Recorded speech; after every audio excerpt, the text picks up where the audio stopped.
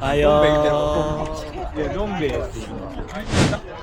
今天跑多快？3公里。3公里嘛，15分半左右。晚上2公里2次。大河源先生周末又去马拉松了，去北海道的马拉松。不是东北。东北 ，OK。大河源先生周末要去东北的马拉松。又长知识了，就是东北不是北海道，北海道是要过了海。东北うどん？大神。大神，神是卡米。卡米。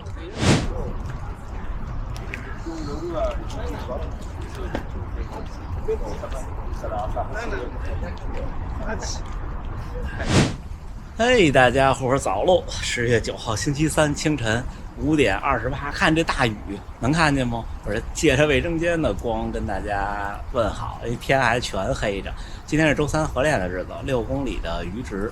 但是今天我应该跟倒数第2组或者是第3组吧。因为今天还是在疲劳期，周末那30公里消耗挺大的。当时跑完身上都一层盐。一会儿跟大家聊吧。今天咱们多聊聊天，少拍一拍训练，跟大家分享一下赛前最后一堂长距离大课，或者说这种长距离大课，我的一些心得和体验，好吗？那这么着，一会儿咱们再聊。看，就是这盏灯，雨特别大，半夜停了一会儿，现在又下起来了。チームちょっと分かれよ。サブ A がサブ3の人3分何ぼ45ぐらい。数分。啊，4分是这个，那我跟4分。はい、4、3、2、1、はい、スタート。終わったらジョグしてね。はい、じゃあ行きましょう。はい、行きます。3、2、スタート。走。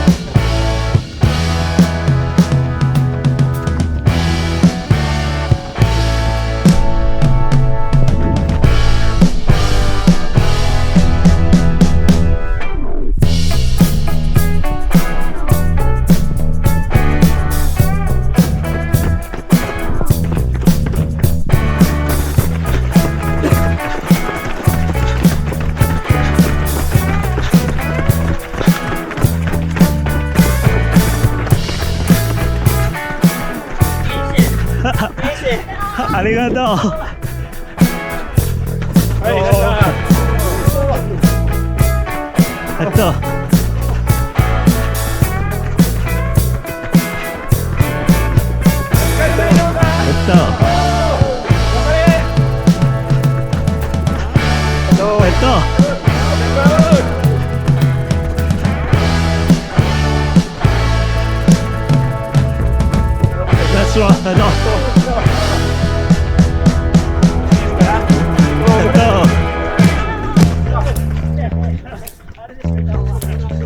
跑了差不多要4公里了，这公里开始稍微有点快，争取带稳一些。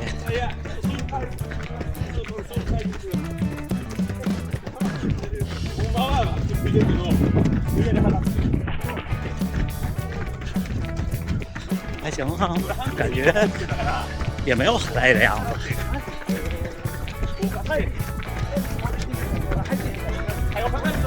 现在都3分49了，有点快。我感觉有小伙伴跟的比较吃力，3分54上公里。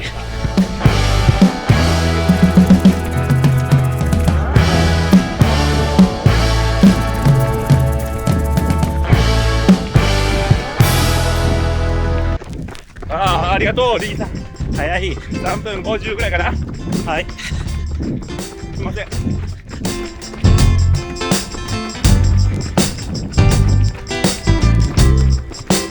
あ、俺ええよ、後ろ。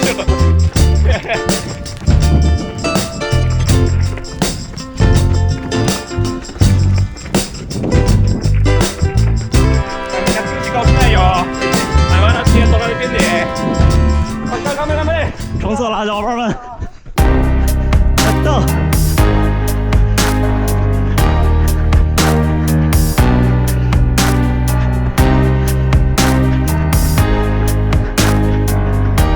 Nice run。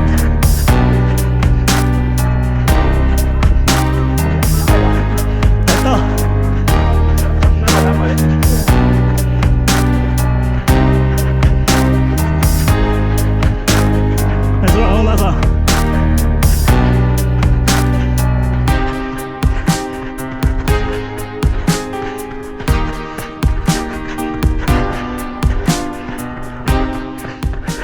最后1公里3分35。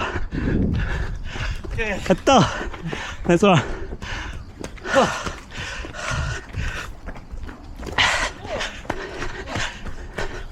nice。井上さん。スロー。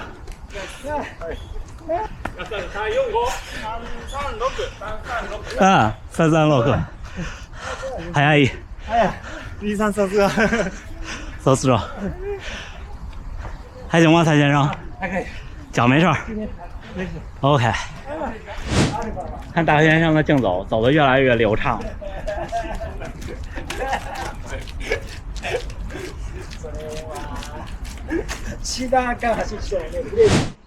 已经结束训练，往回冷身了。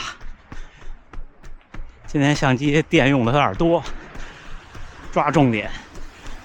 周末那30公里强度挺大的，因为天气有点热，那今天一下就冷下来了。但是周末是今年的气温会好一些，就是这个气温是什么状态呢？就是不跑步有点冷，跑起来呢正合适，跑多了有点热。但是跑比赛的话呢，比这现在再低几度，就正合适。就跑前特别冷，跑起来有点冷，跑到后边呢。其实也不会热，但是呢，就不至于说因为出汗太多或者消耗，或者是太晒消耗太大。就热这事儿，出汗是一方面，但是你说电解质流失、水流失是可以补的，虽然受吸收速度的影响，主要就是晒。你要我戴帽子都不行，就是日照这晒脖子、晒脑袋，会让你失去斗志。这是真的。我不管有没有科学依据，就是这是真的。太阳晒脑袋会让你失去斗志。像这种30公里的强度课，我觉得不管有没有比赛，最近我觉得是必须的。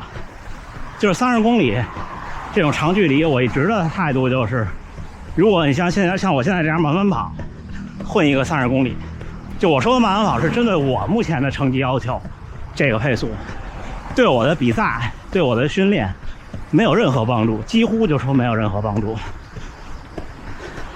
你要么就是超长距离，就像100公里，参加100公里，其实虽然消耗大，但是一场比赛和对这场比赛的准备，还有你心理的建设，会让你觉得你的能力提升了特别多。因为那是100公里，而30公里不行，做不到这一点。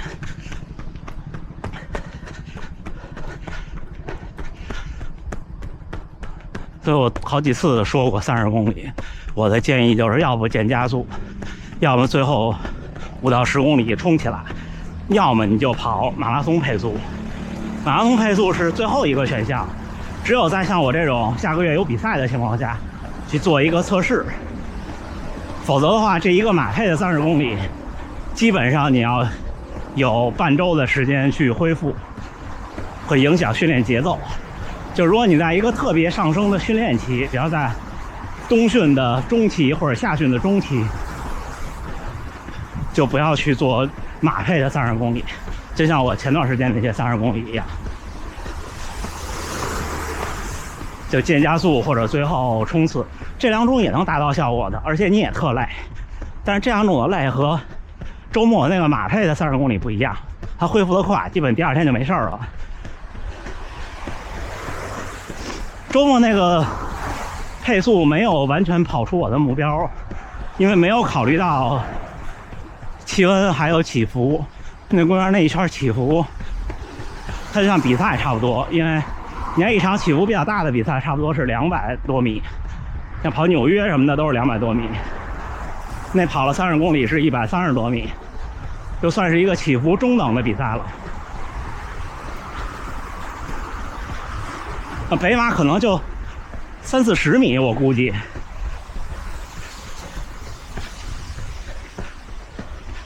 我周末其实预估的是我要跑到3分43的，或者3分45，但是那天的体感其实差不多是3分46。后来我一看高驰给的等强配速也是3分46，我觉得这个挺了不起的，就是体感差不多是那样，但是事实上是3分48。那天的状态是前3圈觉得跑得有点快，然后呢不太累，到第5圈太阳就特大了，第5圈差不多就是10点了，将近就累了。然后第6圈呢好一些，后边几圈就晒得有点失去斗志了，就不想冲。而且那天全程我前面没人，除了第1圈。第1圈那些学生们，那应该就是普通学校的长跑队，因为这边好像没有那种专门的少年开始的体校，就是爱好者，年龄大小都不一样。那天没人带，有时候就是这样，习惯了跟别人一起跑强度，在自己跑的时候好像没有以前顶得住了。您在北京的时候我都是一个人跑，在马路上跑，但是马路上跑有一个隐形的好处，有时候追自行车什么的，因为在马路上跑步你是最慢的，你就不自觉就快了。我那时候就发现，在北京的时候也是，我一进公园就慢，就跑不快，觉得挺快，一看不快。所以这1个月就不再做大距离的大强度的长距离了，差不多就是这么个节奏。所以小伙伴们如果准备北马或者杭州，就是下月初的，那这个周末应该是最后的机会了。过了这周末就不要再跑马配的30公里了，就没有意义了，而且你恢复不过来。你到比赛的时候肯定能恢复过来，但是你就训练节奏就乱了。周末在那公园看见好多有意思的，那给大家放个花絮，还有骑独轮车的，还骑得特快，有骑大轮的，有骑小轮的，大轮的我没拍着。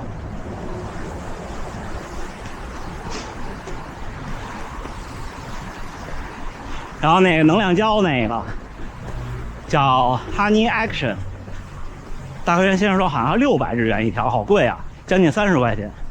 说是以前是个卖蜂蜜的，就7年之前开始决定做能量胶，就是蜂蜜的能量胶。那天补给就是9公里吃了一个胶，然后19公里吃了一个胶，没有严格按照比赛的来。比赛应该是8公里一个，对我来说，然后16一个，24一个，因为那天就好30，所以就放一放。第一个能量胶吃的是那个刚才说那蜂蜜的，他们给的。第二个就吃了麦盛的那个咖啡因的，还行啊，我觉得麦盛那个整个的感觉还行，就咖啡因的那个包装稍微有点大，那一包。那天没带臂套，就放在裤子兜里了，现在穿的是有收纳的裤子。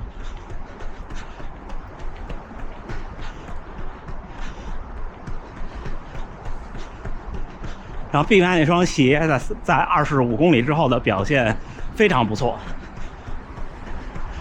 就是所有的鞋基本上你这个速度马拉松配速，你的马拉松配速跑过24公里、25公里的时候，你都会感觉说鞋底变薄了，这很正常。有的鞋呢是你会感觉你踩不动了，有的鞋呢是感觉这个怎么它没那么硬了，有的鞋呢是你感觉它的弹性下降了，这些都有。B 曼那双鞋是属于就是25公里之前，感觉就是还是咱们拿阿尔法 Fly 做比较，就是气垫那个位置的弹性特别好。然后25公里之后，随着你的落地的节奏越来越疲劳，你可能你的落地会越来偏后偏中掌。这个时候呢，那个回弹会稍微的损失一点，但是呢，它并没有鞋底变薄的感觉，这点特别好。到最后，你看我还能冲起来。然后那天到最后一圈的时候，说实话，如果不是倒数第2圈碰到大黑原先生，我可能就不太想顶了，巨赖。我是看见他在前边，然后我就加速追了一段。就那个累，就是我说的那个晒的疲劳，就不想冲了。但是转念一想，你不冲，你后边就更没有机会。你的努力训练为的是什么呢？对吧？虽然你说，就从数据上看，这2年多，我的30公里测试其实都没有什么明显的变化，没有明显进步，也没有明显退步。但是马拉松训练就是这样，日复一日，年复一年，拼的就是最后的就这么说，最后的7公里。你比赛中一过35公里，就是另一个世界。你可能某一次的蹬腿，你就在抽筋的边缘，然后你可能觉得你需要靠摆臂、靠腰去往前带你的身子，这种感觉平常训练练不到的。所以长距离的强度是有必要的，你至少体会到25公里到30公里的感觉，而前面那25公里都是为了最后5公里服务的。所以还是回到这个话题，这30公里的训练要有强度，因为你看，就像我之前最狠的冬训夏训，每个4天训练周期一个30公里，也是要零散的往里插强度。我几乎没有很匀速的慢慢的30公里。如果您要想跑成绩也是这样，就是我知道有的小伙伴周末比如去奥森去哪儿跟着跑团慢慢跑一个30公里，这种其实就是社交。我真是这么觉得，可能有人有不同意见。当然了，就我这么觉得是因为我说要出成绩，要挑战自己的天花板的时候，这样是有用的。你要我现在目标是每场破3，那我就无所谓，我就可以不跑30公里。就对我来说，如果您现在是一个破3选手，您想每一场都稳定在320，那您也可以不跑30公里，行吧？没了，我也快到家了，一会儿训练后再见，加油加油！哎，10月9号星期三清晨7点01，又冷身了4公里回家，训练结束。给大家看看那6公里的数据啊，平均配速只有3分55，有氧效果是维持，无氧效果是恢复。因为对我来说这个强度低，最快1公里是3分35，就最后那1公里，平均心率161，最大心率180，就是因为最后冲刺那个半公里多一点吧。看单圈数据，第1公里4分04，第2公里4分，第3公里3分58，第4公里3分54。这前4公里基本上还是挺稳的。第一过了1.5公里，就是我和松尾先生马苏欧先生在前面打。时快时慢，就有时候确实是掌握不好，因为4分对我来说不是一个很好掌握的匀速，你有时候就3分55了，有时候一看3分55那就慢2步，就慢到4分02了，反正就是这样。那最后2公里就稍微加一加，最后1公里的时候还没开始冲刺，差不多是最后的700米开始全力冲刺。最后1公里是3分35，第5公里3分53，第4公里3分54，差不多就这样。还行啊，今天没有想象中那么疲劳，但是会有一点点，就是就是胀，还是就是精神上，你觉得我刚费劲弄完一30公里，是不是有点心理疲劳，跟比赛完之后一样？行吧，那就准备20号的东京半马。但是东京半马应该就是在 C 区出发了，这边基本上不太可能改这个东西。在 C 区出发，大黑先生说前面可能会有1000人左右，但是没关系，我觉得怎么着能跑进120吧，可能120明年去报名他那个 Semi Elite 的那个通道就行了。那行，不跟大家多说了，谢谢大家。还是祝大家能努力生活，健康平安吧。我们明天再见。